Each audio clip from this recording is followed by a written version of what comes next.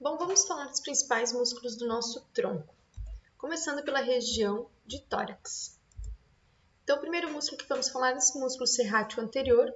O músculo serrátil anterior é bem visível na parte lateral do tórax, muito desenvolvido em nadadores.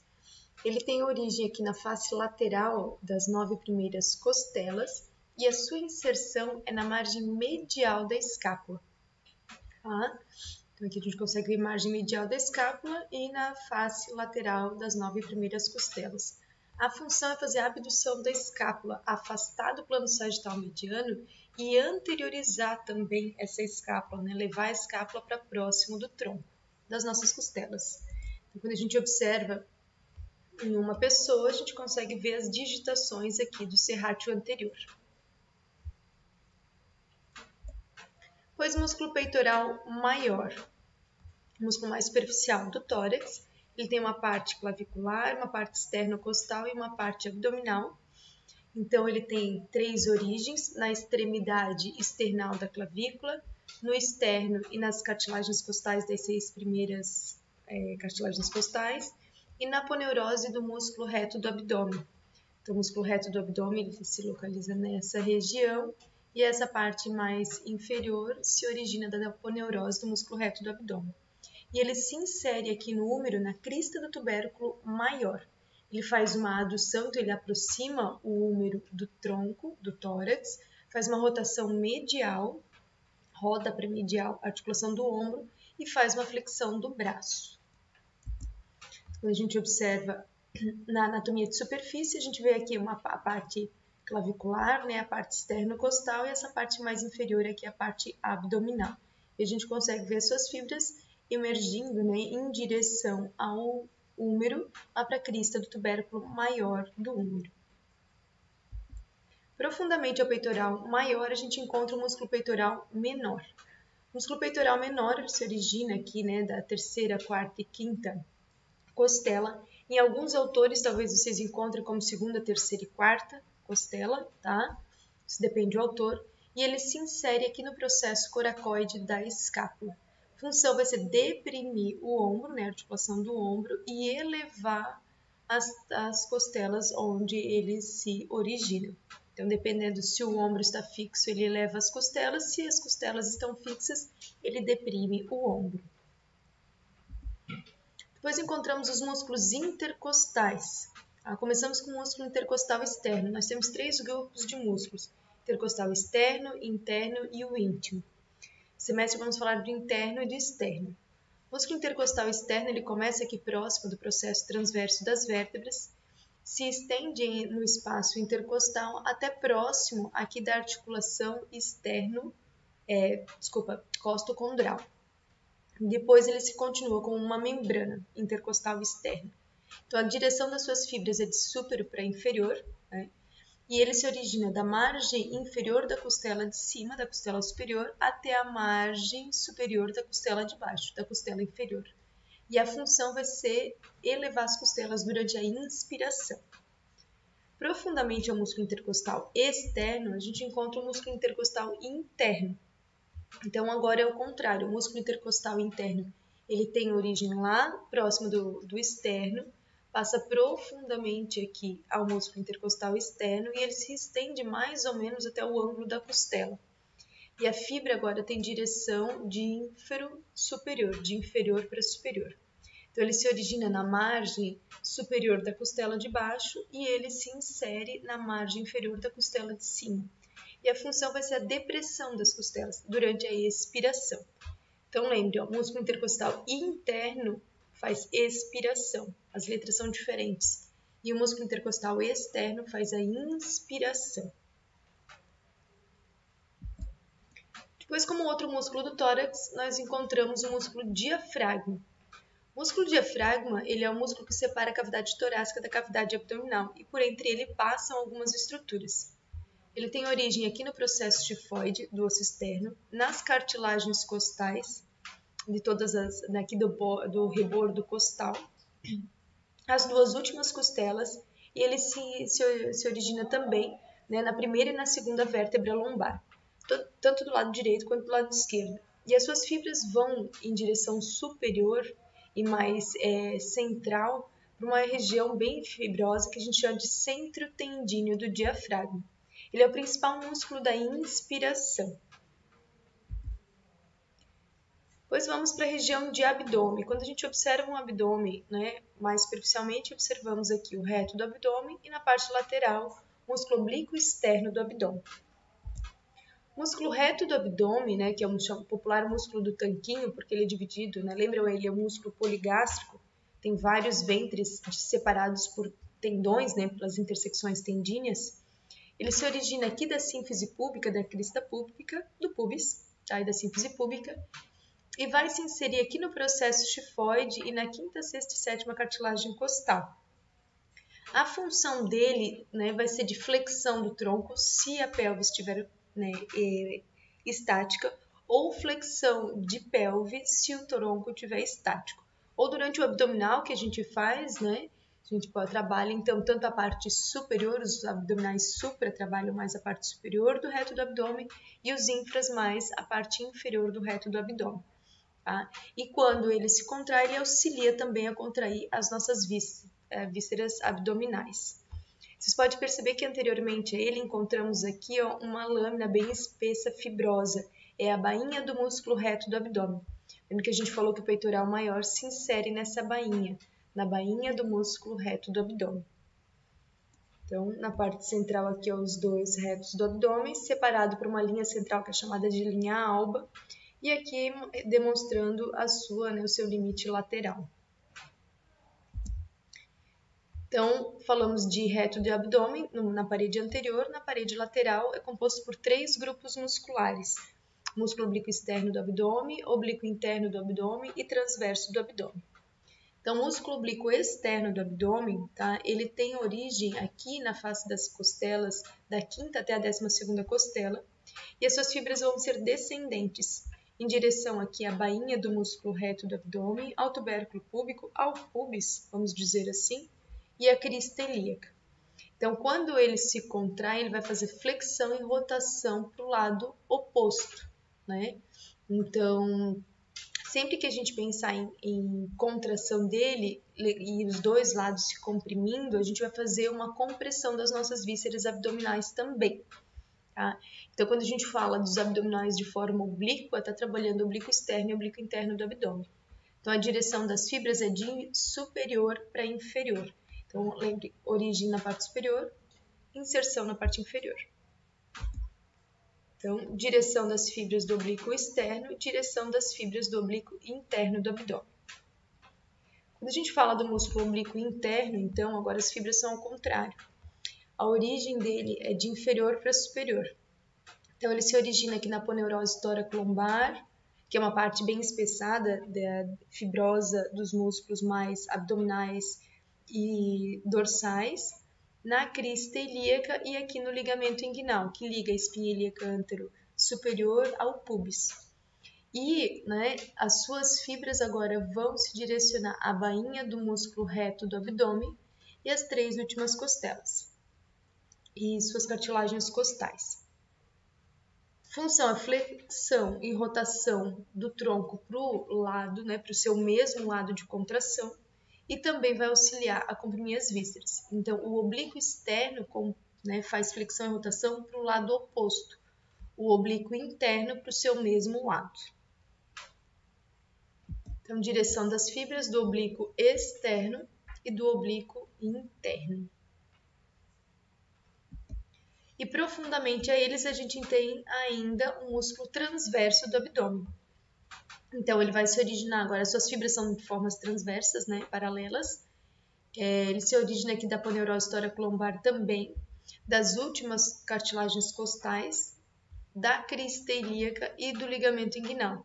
E as suas fibras vão todas em direção à bainha do músculo reto do abdômen. Função dele, se os dois lados comprimirem, né, vai ser de sustentação das nossas vísceras abdominais, vai fazer uma estabilização da nossa coluna vertebral, dando a nossa postura, auxiliando a nos dar postura. E enquanto que a gente faz micção e defecação, né, a compressão do abdômen desse músculo é que comprime as vísceras abdominais, facilitando assim o processo de micção e defecação. Durante o parto, né, além de toda a contração uterina, a contração do transverso do abdômen auxilia, né, no parto normal. E aí a gente fala de músculos agora da parede abdominal posterior. Então, na parede abdominal lateral, a gente encontrou aqui oblíquo externo do abdômen, oblíquo interno do abdômen, transverso do abdômen. Na parede posterior, a gente vai encontrar quadrado do lombo, psoas maior e ilíaco. O quadrado do lombo, ele tem origem em duas partes, ele meio que se divide, aqui do ligamento iliolombar e da crista ilíaca, né, uma parte, e a outra parte se origina do processo transverso das vértebras lombares. A parte que se originou aqui no ligamento iliolombar e na crista ilíaca se insere agora nos processos transversos dessas vértebras lombares e lá na última costela, e os que se originaram dos processos transversos das vértebras lombares vão em direção à última costela. Eles vão dar estabilidade para a nossa coluna também, e se eles fizerem contração de um lado ou de outro, né, eles vão fazer inclinação do nosso tronco e da nossa pelve em direção do lado do músculo contraído.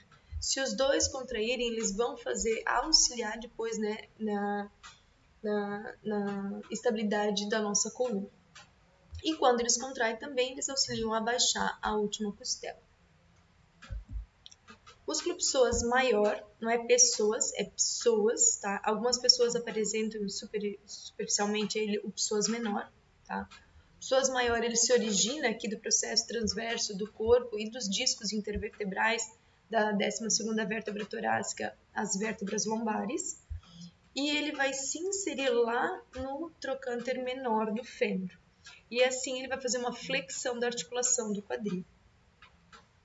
Se observarmos, né, o ilíaco, ele vai ocupar toda aqui a fossa ilíaca, né, do osso do quadril, e ele também vai se direcionar lá para o trocânter menor do fêmur, auxiliando a fazer a flexão do quadril. Então, quando esses dois músculos eles passam por aqui pelo ligamento inguinal, a gente troca de nome isso aqui para iliopsoas, tá? Enquanto estão no abdômen, é psoas maior e ilíaco. A partir do momento que eles passam do ligamento inguinal, a gente denomina de iliopsoas. Na região de dorso, então aqui a gente consegue observar mais superficialmente o trapézio, mais inferiormente o latíssimo do dorso e mais medialmente aqui o eretor da espinha. Então o primeiro músculo que temos aqui é o músculo trapézio.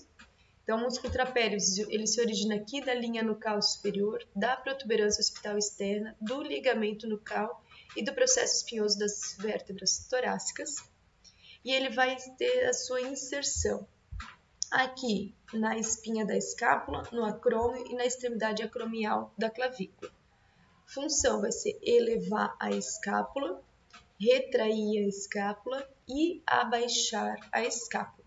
Vocês podem achar nos livros como parte descendente do trapézio, parte transversa do trapézio e parte ascendente do músculo trapézio. Então faz a depressão, né, aqui do pescoço ou elevação da escápula, retração da escápula e abaixamento aqui da escápula. Então aqui a gente consegue ver a borda, né, mais lateral da parte descendente do trapézio. É descendente porque a sua inserção é na região do ombro. E aqui mais é da parte ascendente em direção ao ombro. E aqui da parte transversa em direção ao ombro. Latíssimo do dorso, então trapézio na parte superior, latíssimo do dorso na parte inferior. Então, ele se origina do processo espinhoso das 6 últimas vértebras torácicas e do processo espinhoso das vértebras, né, lombares, quando ele se junta aqui, então, formando essa aponeurose tóraco-lombar, tá? Na crista ilíaca aqui. As suas fibras se direcionam superiormente lá para o sulco intertubercular do úmero, tá? E então ele vai fazer agora uma extensão da articulação do ombro, tá? Uma adução, aproximar, né, o úmero do tronco, vai deprimir, vai abaixar então o nosso ombro e vai fazer uma rotação medial, né, uma rotação interna da articulação do ombro. Aqui a gente consegue ver, ó, na parte anterior, lembram o serrátil anterior, para a vista posterior aqui, ó, o latíssimo do dorso. para anterior peitoral maior, aqui estaria o latíssimo, o serrátil anterior, e na parte posterior o latíssimo do dorso. Tirando o trapézio, a gente vai encontrar os esplênios, esplênio cabeça e esplênio do pescoço. Os esplênios, aqui esplênio cabeça e do pescoço, então o esplênio do pescoço tem origem do processo espinhoso da terceira até a quinta vértebra torácica e se inserem lá no processo transverso da primeira até a terceira vértebra cervical. Tá? Ele tem em ambos os lados, vai fazer então a extensão da minha articulação, né, do meu pescoço, inclinação lateral e rotação para o seu mesmo lado de contração. O esplênio da cabeça, então, agora ele continua, né, superiormente ao esplênio do pescoço. Ele se origina aqui do processo espinhoso da primeira e da segunda vértebra torácica, do ligamento nucal, e ele vai se inserir na linha nucal superior e no processo mastoide. Também vão fazer extensão, inclinação lateral e rotação do pescoço para o mesmo lado de contração. O levantador da escápula, então, tirando aqui, né, associado à escápula, tem levantador da escápula, romboide menor e romboide maior. O levantador da escápula se origina aqui, né, a gente chama de tubérculo posterior dos processos transversos, então dos processos transversos das 4 primeiras vértebras cervicais, vão, né, ter suas fibras descendentes aqui para o ângulo superior da escápula e para a margem medial da escápula, superiormente aqui a espinha da escápula, e vão fazer a elevação da escápula, como seu próprio nome diz. Inferiormente, então, aqui a gente tinha o levantador da escápula, aqui tem romboide menor e romboide maior. Romboide menor se origina do processo espinhoso de sexta vértebra cervical e primeira torácica e se inserem na margem medial da escápula, próxima aqui da espinha da escápula. Faz a adução e a elevação da escápula, aproxima a escápula do plano sagital mediano e a eleva. E inferiormente aqui a gente tem um músculo romboide maior. Então, ele vai continuar aqui com sua origem do processo espinhoso da segunda até a quinta vértebra torácica, vai se inserir na margem medial da escápula, agora inferiormente à espinha da escápula até chegar no ângulo inferior da escápula. Também vai aproximar a escápula do plano sagital mediano e elevar a escápula. Então, levantador da escápula, romboide menor, romboide maior. Aqui, esplênio do pescoço e mais superiormente, esplênio da cabeça. Trapézio, latíssimo do dorso. Então, a direção aqui do romboide maior, né, achando a margem medial da escápula. Depois, quando nós tiramos esses músculos, né, abaixo aqui dos romboides vai estar o serrátil posterior superior e abaixo do latíssimo do dorso, serrátil posterior inferior. Serrátil posterior superior, ele se origina aqui, né, do processo espinhoso da sétima até a terceira vértebra torácica até o ângulo das costelas da segunda a quinta costela e vai fazer a elevação dessas costelas. O serrátil posterior inferior, ele vai se originar aqui do processo espinhoso de T11, T12, L1 e L2, das 4 vértebras lombares, 2 torácicas e 2 lombares, e vai se inserir nas 4 últimas costelas, no ângulo das 4 últimas costelas, e vai fazer então o abaixamento dessas costelas. E a gente já pode perceber aqui o próximo músculo, que é o eretor da espinha. Então, o eretor da espinha é formado por 3 músculos, ilho costal, longuíssimo e espinal. O ilho costal, ele se origina aqui da crista ilíaca e da crista sacral mediana e vai subindo, as suas fibras se fixando nas costelas, né, próximo do ângulo das costelas e nos processos transversos até a 4ª vértebra cervical. Vai estender a nossa coluna, por isso que é o eretor da espinha, e fletir a coluna lateralmente para o lado contraído. Medialmente a ele, encontramos o músculo longuíssimo. Longuíssimo vem, né, se origina do processo espinhoso das vértebras lombares, da crista sacral mediana e daquela aponeurose lombar, e vai subir, se inserindo nas costelas, nos processos transversos das vértebras cervicais até a parte do processo mastoide. Também vai estender a nossa coluna e inclinar lateralmente a coluna e agora a cabeça também, porque como ele chega até o processo mastoide. E medialmente a ele o músculo espinal. O músculo espinal ele começa num processo espinhoso e termina num processo espinhoso. Então, ele tem origem nos processos espinhosos das vértebras lombares mais altas e se inserem nos processos espinhosos das vértebras torácicas mais altas, e assim eles fazem de processo espinhoso para processo espinhoso. E ele também tem uma parte mais cervical, que é de processos espinhosos das vértebras cervicais até processos espinhosos das cervicais acima, e de processos espinhosos até aqui na linha nucal superior. A função dele vai ser só extensão da minha coluna. Então, lembre, espinal, longuíssimo e ilho costal. Então, aqui a gente observando o ilho costal, o longuíssimo e o espinal. Ficam as referências, bom estudo!